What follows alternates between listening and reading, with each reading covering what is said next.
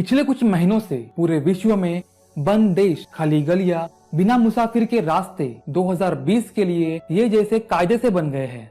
सारे देश, विश्व स्तरीय संस्थाएं इसे हराने के जद्दोजहद में लगे हुए हैं। कई देश तो इसे हराने का दावा करते हैं और कई देशों में लॉकडाउन को शिथिल करने की शुरुआत हो चुकी है। इन सब के बावजूद एक सवाल हमारे जहन में बार बार आ रहा है, क्या हम कोरोना का अस्तित्व खत्म कर पाएंगे? इस काले घने बादलों के फिजा से बाहर आ पाएंगे? आखिर कितने वक्त तक कोरोना हमारे रोजमर्रा की जिंदगी के साथ खेलता रहेगा? ये लॉकडाउन आज नहीं तो कल खत्म हो जाएगा, लेकिन क्या हम कोरोना को जड़ से निकाल फेंक पाएंगे, या फिर ये जितना हम सोच रहे हैं उससे भी ज्यादा देर तक अपना अस्तित्व बना के रखेगा? जानेंगे इस वीडियो में।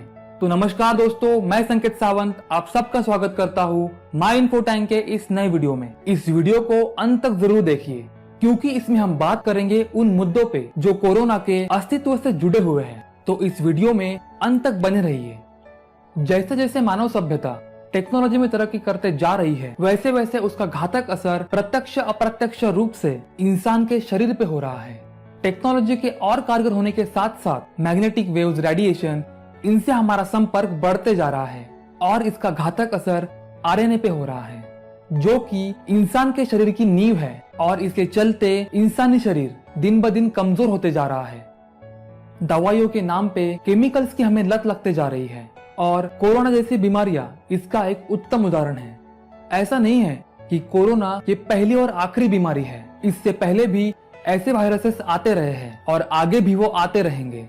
कई ऐसी बीमारियां हैं जो बड़े अरसे से इंसान के इर्द गिर्द मौजूद है, जैसे कि डेंगू 1943 में, चिकनगुनिया 1952 में, स्वाइन फ्लू 2009 में, हंता वायरस 1993 में पहली बार पाए गए थे। इनके जैसे कई और बीमारियां जिनके ऊपर वैक्सीन निकलने के बावजूद अब तक ये खत्म नहीं हुए, बल्कि बीच बीच में अपना सर बाहर निकालते रहते हैं। कुछ बीमारियां ऐसी हैं जिनको पूरी तरह से खत्म करने में सफलता मिली, लेकिन इसमें भी काफी वक्त लग गया।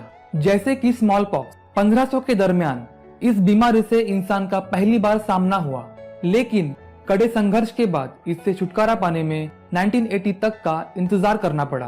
पोलियो की बात करें तो 1789 में पहली बार इसके लक्षण देखने को मिले, और 2014 में WHO ने भारत को पोलियो फ्री कंट्री ऐसे घोषित कर दिया। लेकिन अभी भी वैश्विक स्तर पे इसके मरीज मिलते रहते हैं।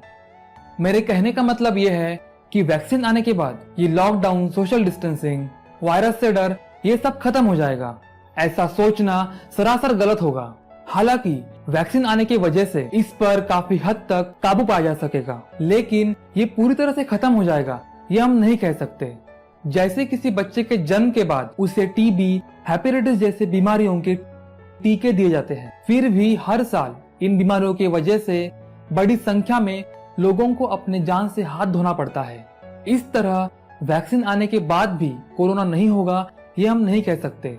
WHO के बयान के अनुसार कोरोना एंडेमिक बन सकता है जब कोई बीमारी बड़े संख्या में लोगों के बीच में लंबे वक्त तक अपना अस्तित्व कायम रखती है, तो इसे एंडेमिक कहा जाता है।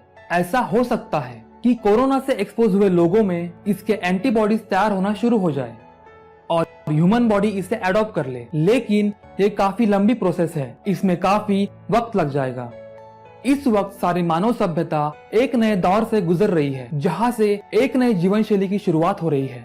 हर देश, वहां के लोग अपना काम और कोरोना के बीच में बैलेंस बनाने के प्रयास में लगे हुए हैं। जैसे कि कंपनीज अपने एम्प्लॉयज को वर्क फ्रॉम होम के लिए प्रोत्साहित कर रही है, और शायद भविष्य में इससे भी फ्लेक्सिबल ऑप्शंस को ढूंढा जाए। लोकल इंटरनेशनल ट्रैवलिंग शुरू हो रहा है। Face mask, temperature of passenger, इन जैसे कड़े नियमों का पालन सख्ती से किया जा रहा है। आज टेक्नोलॉजी के कारगर होने की वजह से हर दिन इसके ऊपर नए नए इनोवेशंस किए जा रहे हैं, और जिसके चलते शायद भविष्य में ऐसा कुछ ऑप्शन निकले जो हमारे जीवन शैली का एक महत्वपूर्ण भाग बन जाए। इकोनॉमी की बात करें तो पूरे विश्व की इकोनॉमी बड़े ही कठिन समय से गुजर रही है, और शायद इसका असर कोरोना को कंट्रोल करने के बाद भी कुछ साल तक देखने को मिले। इसके चलते सारे देशों के लीडर्स एक दूसरे के साथ मिलकर काम कर रहे हैं, एक दूसरे की मदद कर रहे हैं, जिससे उन देशों को, वहां के लोगों को इसका फायदा कई तरीकों से लंबे वक्त तक मिलता रहेगा। अगर ऑस्ट्रेलिया में देखें तो वहाँ पे लगभग लोगों की जिंदगी नॉर्मल हो चुकी है, लेकिन सोशल डिस्टेंसिंग ये जीवन शैली का एक भाग बन चुका है। इसे न्यू नॉर्मल ऐसे भी कहा जा रहा है। Social distancing, hygiene measure, work from home ये बड़े लंबे वक्त तक शुरू रहेगा। कुछ देशों में स्ट्रॉन्ग ट्रैक ट्रेस के चलते वहाँ की जिंदगी नॉर्मल हो चुकी है, लेकिन फिर भी वहाँ पे निर्देश दिए गए हैं कि लोग अभी भी वायरस के साथ जी रहे हैं, इस वायरस से घिरे हुए हैं। इस तरह एक विचारधारा कि सोशल डिस्टेंसिंग लंबे वक्त तक नहीं चलेगा और कोरोना के खौफ को देखते हुए हम हमारे हथियार नीचे नहीं रख सकते, इन दोनों के बीच बार बार एक जंग सी देखने को मिलती है। अपने प्यारे भारत में एक जो कोरोना को बड़े ही हल्के में लेते हैं, उससे जुड़े किसी भी निर्देशों का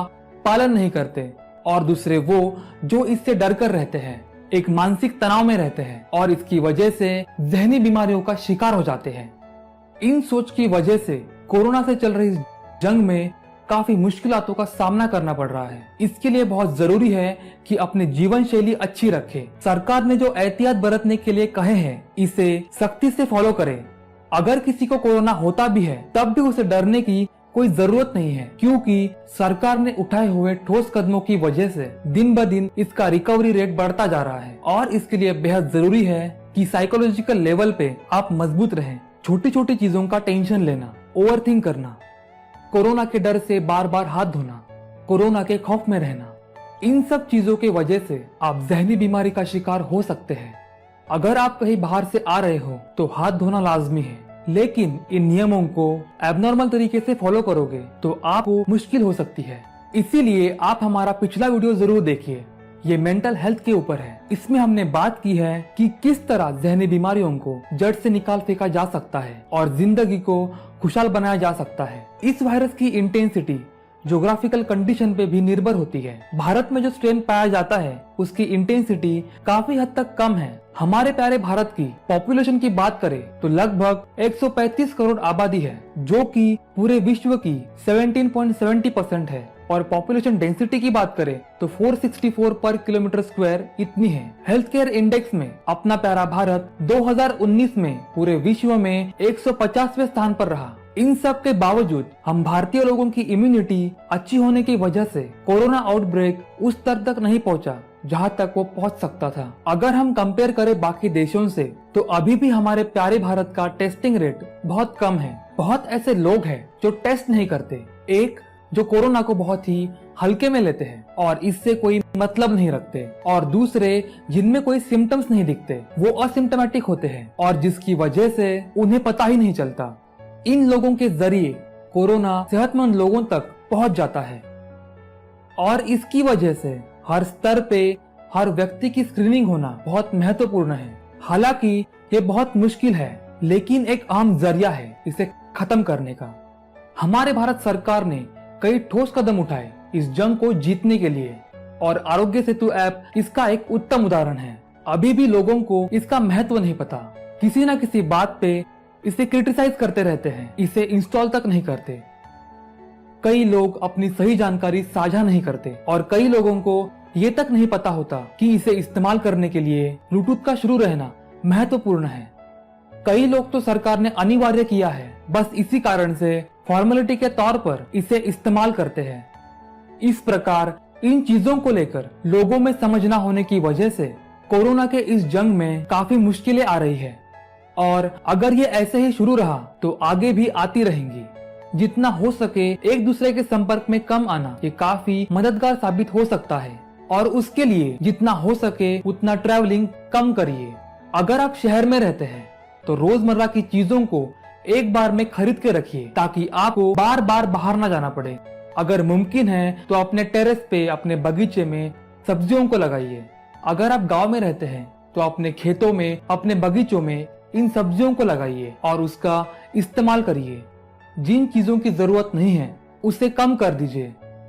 जितना हो सके उतना आत्मनिर्भर बनिए। इससे आपका खर्चा काफी हद तक कम हो जाएगा। आप हेल्दी चीजों का इस्तेमाल कर पाएंगे और आपकी बाहर जाने की जरूरत भी कम हो जाएगी।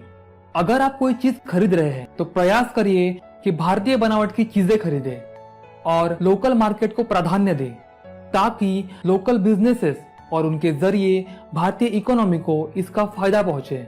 और भारतीय सरकार द्वारा लिए जाने वाले इनिशिएटिव्स जैसे कि आरोग्य सेतु ऐप, इसका इस्तेमाल करिए, लोगों तक इसे पहुंचाइए, लोगों को इसका महत्व बताइए। यहाँ पे आपकी सोच ऐसी होनी चाहिए कि मेरी वजह से किसी और को ना हो और किसी और की वजह से मुझे ना हो, ताकि आप और आपका खुशहाल परिवार कोरोना से दूर रह सके। मुझे भी नहीं पता कि कोरोना कब खत्म होगा, कब हम वापस खुली फिजा में जा पाएंगे। तो मुझे लगता है शायद मैंने अपना काम पूरी तरीके से नहीं किया, लेकिन ये कुछ महत्वपूर्ण मुद्दे हैं जिनको आपसे साझा करना मेरी अहम जिम्मेदारी है, ताकि हम एक सही तरीके से इस जीवन शैली को अपना सके और कोरोना को उसके इरादों में हरा सके। इस वीडियो को लाइक करिए, शेयर करिए, ताकि लोगों तक ये जानकारी पहुंचे और कोरोना को इस जंग में हम शिकस्त दे पाए। मिलते हैं नेक्स्ट वीडियो में।